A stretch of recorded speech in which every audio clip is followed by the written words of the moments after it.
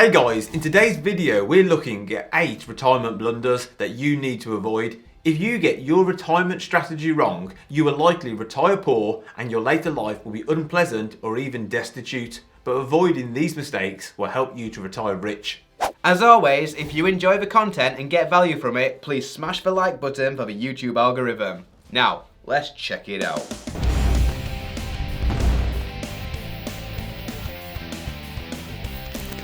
If you're new to retirement investing and want the professionals to manage your money, a great option for hands-off investors is to open a SIPP with Nutmeg. They will build and manage your portfolio on your behalf in just a few clicks. New customers who use the special link on the Money Unshackled offers page will also get the first 6 months with 0 management fees. If you'd rather manage your retirement investments within an ISA, check out our hand-picked range of do-it-yourself stocks and shares ISAs on moneyunshackled.com. Number 1. Not saving enough. According to unbiased.co.uk, almost 4 in 10 British adults don't have a pension, including 1.4 million people who are within a decade of retiring. Assuming you retire at state pension age, which will be age 68 for most of our YouTube audience, including us, then you will need to have enough money tucked away to fund 14 years of retirement if you're a man, or 16 years if you're a woman, based on the UK's average age of death. And of course, you may live far longer than this, so you need to factor that in. According to a Which study, these are the annual incomes needed to fund different qualities of lifestyle during retirement. A single person would need 13 grand just to pay for the absolute essentials like food and rent.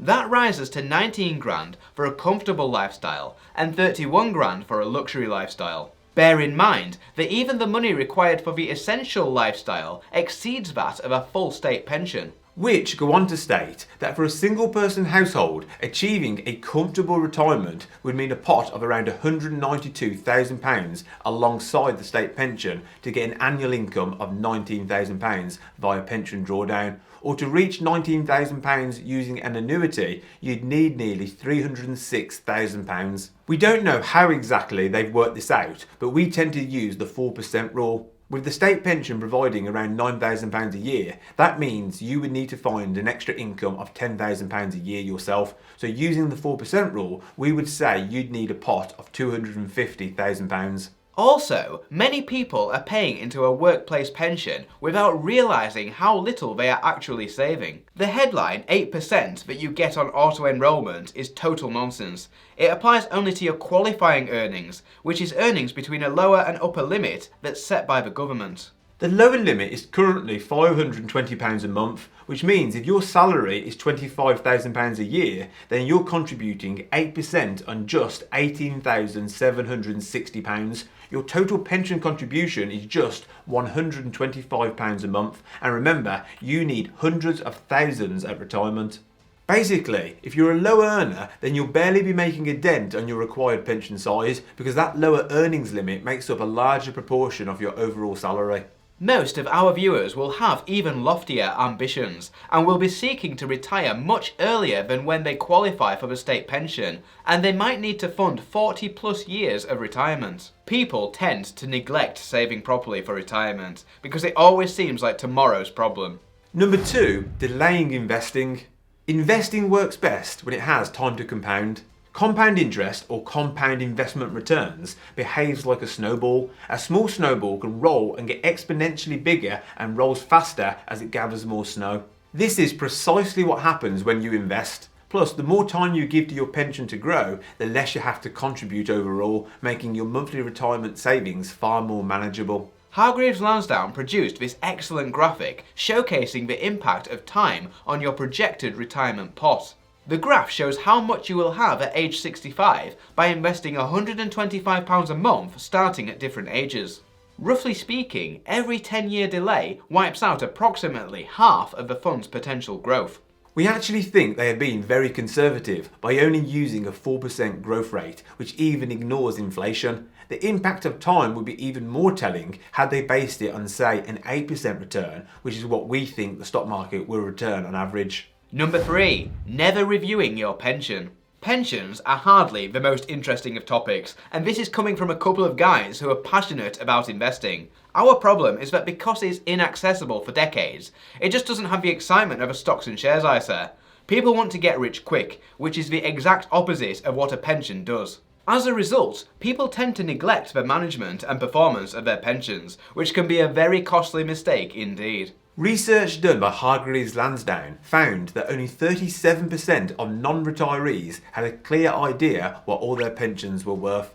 The biggest issue is likely to be the default funds being used in your workplace pension. Our research found that most default funds are investing in low-performing assets with needless home bias to the UK market. We believe a globally diversified portfolio is likely to give the best balance of high returns and safety due to your exposure being spread across all geographic regions. If you're managing your pension investments yourself in a SIPP, which often provide the widest investment range and lowest costs, then it's vital to review your pension every so often, perhaps yearly. Don't forget to occasionally rebalance your investments, as over time your exposure to any one fund, stock or region could drift away from your intended allocation. It's also a good idea to review the fees that your pension provider and funds charge. Fees across the industry have been cut in recent years, so always make sure you're not overpaying with your current provider. We have an excellent guide on moneyunshackled.com which looks at all the best SIPPs, so check that out after this video. Number 4, turning down employer contributions. The good news is that every employer must pay into a workplace pension if you do. The bad news is that some people don't take full advantage of this and are effectively turning down free money. Essentially, any money you contribute gets an instant 100% return. There are very few reasons that we can think of where it makes sense not to pay into a workplace pension up to the maximum matched percentage, otherwise you're just throwing money away. Number 5. Only using a pension. There are many ways to build wealth, and investing in a pension is just one of them. Unfortunately, it seems that the average person, at least those saving for retirement, only ever considers using a pension. My preferred wealth builder is buy-to-let property. It's obviously not quite as effortless as a pension, but there are many other benefits, including leveraged gains and the ability to access the money at any age. In fact, we did an entire video demonstrating how you can make 25% annual returns in property passively, which you should check out if property investing is of interest to you. Another excellent way to build a retirement pot is using a stocks and shares ISA. These are very tax efficient as they avoid most taxes such as capital gains tax, which means your investments can grow unopposed from the taxman. The second advantage of ISAs is you can withdraw the money whenever you like. This flexibility makes them incredible when used alongside pensions, as you can effectively retire early and use the ISA to bridge the gap between your early retirement date and when your pensions become accessible. Our third way we love to invest is using a spread betting account to invest in financial futures.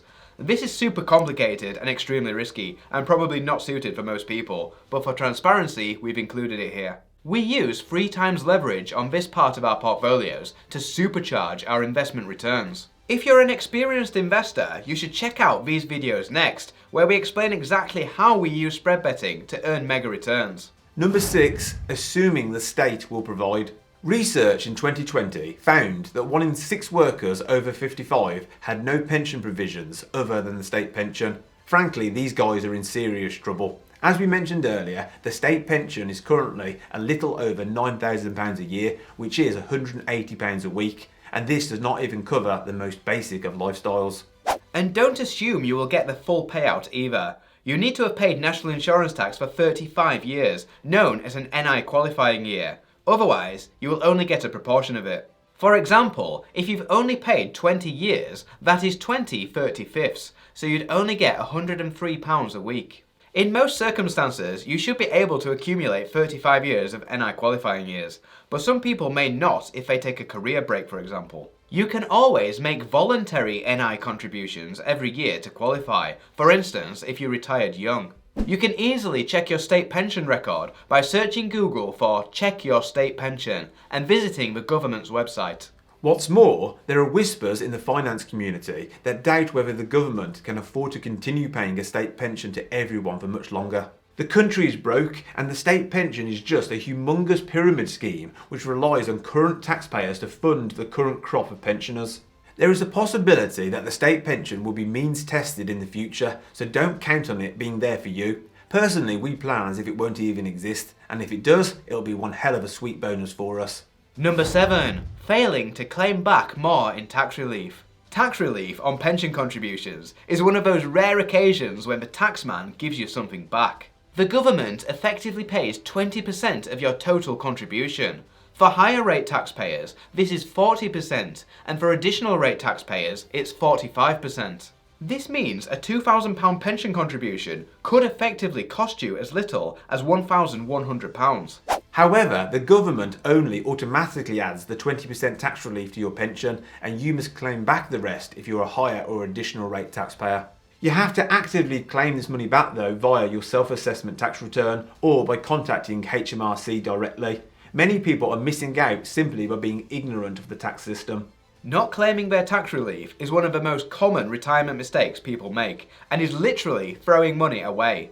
Your tax relief, once claimed, will either be supplied as a rebate at the end of the tax year, or as a reduction in your tax liability, or as a change to your tax code. If you are one of these unfortunate souls, you can thankfully make backdated claims, but you can only claim back any tax relief for the last 4 tax years. Number 8. Not shopping around when you retire. So the big day has arrived, and you can finally tell that boss you hate to stick the job where the sun don't shine. Congratulations, you're now retired. You can normally take 25% of your pension as a tax-free lump sum, and after that there are 2 main ways to draw a taxable income. One way is income drawdown or pension drawdown, which is a way of taking money out of your pension to live on in retirement. The pension remains invested and the investor draws an income from it. The other is to buy an annuity from an insurance company, which provides a secure retirement income for life. If an investor chooses this option, they should shop around as rates can vary significantly.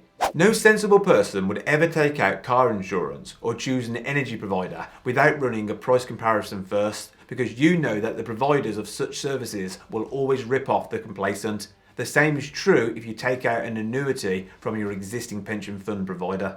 According to a 2019 Which report, shopping around for an annuity can increase an individual's retirement income by up to 20%. As a little side note to this point, before taking out an annuity, be absolutely clear that it's the right financial product for you. We here at Money Unshackled are not very fond of annuities because the rates are measly, and when you die, all the money is usually lost. Those with guaranteed periods where your beneficiaries can benefit after your death, naturally, have even worse rates. With your bog standard single life annuity, if you die relatively young having just taken it out, you may have wasted hundreds of thousands of pounds which could have been passed on to your loved ones. Annuities are usually best for those who need a guaranteed income and cannot cope with the whims of the stock and bond markets. We believe the state pension should be enough to provide a guaranteed income though for most people, and should replace annuities as their base layer to be topped up with riskier investment-based income. Question of the day: which of these blunders have you made, and what other tips can you give to retirement savers? Join the conversation in the comments below. Thanks for watching. On this channel we'll talk a lot about personal finance, investing in all things money, and if you want to see more great content, please click the subscribe button below. This is moneyunshackled.com. See you next time.